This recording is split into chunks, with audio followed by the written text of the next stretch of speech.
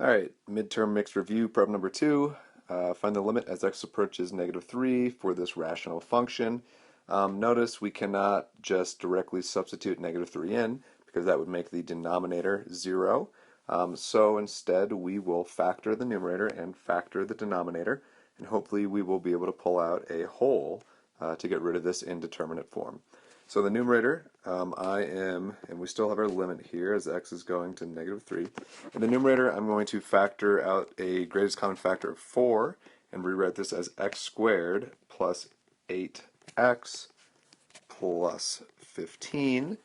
In the denominator, I'm going to factor out a 3x, and I'm going to be left behind with x squared minus 9.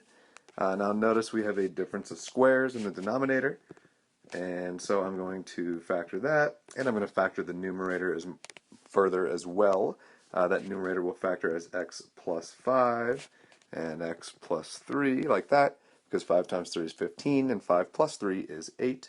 Denominator, difference of squares, we'll get that 3x still, then we will get x plus 3, and an x minus 3.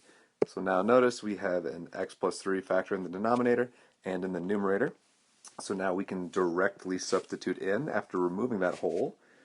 So we will plug -3 in for all those x's that we see to get 4 times -3 plus 5 divided by 3 times -3 times -3 minus 3, just plugging in -3 to all those spots. And now let's simplify this. -3 plus 5 is the same as 5 minus 3 is 2, times 4 is 8, divided by 3 times -3, well that is -9 right there, that's -9. -3 minus 6 is, -3 minus 3 is -6, so -9 times -6 is the same as 9 times 6 is the same as 54. So I have 8 over 54, which can simplify to 4 over 27, and I will leave my answer just like that.